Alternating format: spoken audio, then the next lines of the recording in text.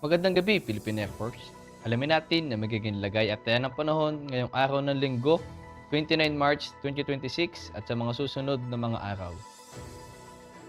Para sa ating synaptic situation, sa kasalukuyan, wala pa rin tayong minomonitor na low pressure area sa loob at labas ng ating Philippine Area of Responsibility.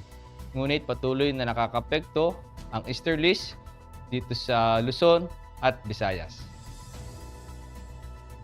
Tulad nga ng easterlies, ang Metro Manila at natitirang bahagi ng Luzon at Visayas ay makakaranas ng bahagyang maulap hanggang sa maulap na kalangitan na may pulo-pulong pag-ulan, pagkulog at pagkidlat.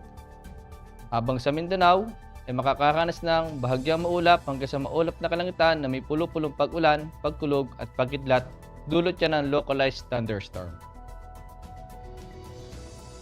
At para naman sa magiging lagay at ng panahon sa susunod na 3 araw dito sa Metro Manila, Cavite, Lipa City,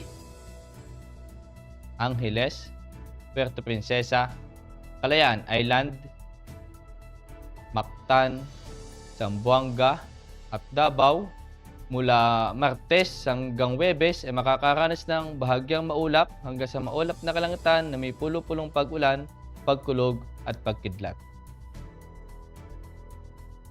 Ang araw ay lulubog mamayang 18:08 at sisikat bukas ng 05:54. At para naman sa moon illumination, meron tayong 87% increasing. At para manatiling updated sa lagay at taya ng panahon, i-follow lamang ang Air Force Weather Center sa aming official social media accounts.